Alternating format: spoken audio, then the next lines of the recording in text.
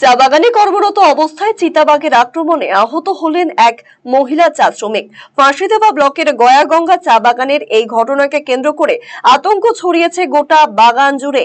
জানা গিয়েছে, এদিন সকালে নিয়মিত পাতা তোলার কাজে নিযুক্ত ছিলেন গয়াগঙ্গা চা বাগানের শ্রমিকেরা। নির্দিষ্ট 5 নম্বর সেকশনে পাতা তোলার কাজ চলাকালীন চিতাবাঘের আক্রমণের শিকার হয় নিতু মিঞ্জ নামে এক মহিলা শ্রমিক। অন্যান্য শ্রমিকেরা সাহায্যের জন্য এগিয়ে গেলেও চিতাবাঘটি চা বাগানের ঝোপের মধ্যে গা ঢাকা দেয়।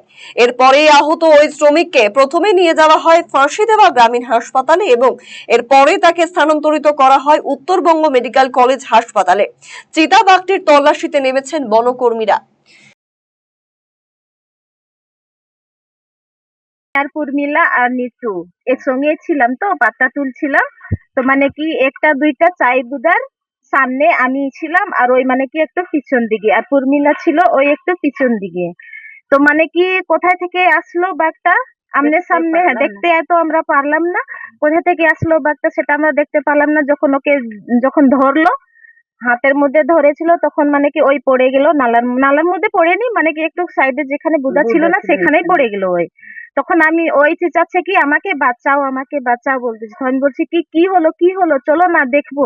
তখন আমি ওকে বললাম কি হলো রে, কি রে, চল না রে বলি। তখন ওই আবার নিজে উঠছে। তখন বললো কি পালা পালা। তো বৌদি পালাচ্ছ, চল বাঘ নাকি। তখন তখন আবার আমি বললাম কি চলো নিতাকে, ওকে দেখতেছি আমি। ওই আমার থেকে একটু সামনে চলে আসলো আগে। তখন আমি বলছি কি চল চল সবাই বাড়া সবাই বাড়া। আমি তো কি কান্না করতে শুরু করছি।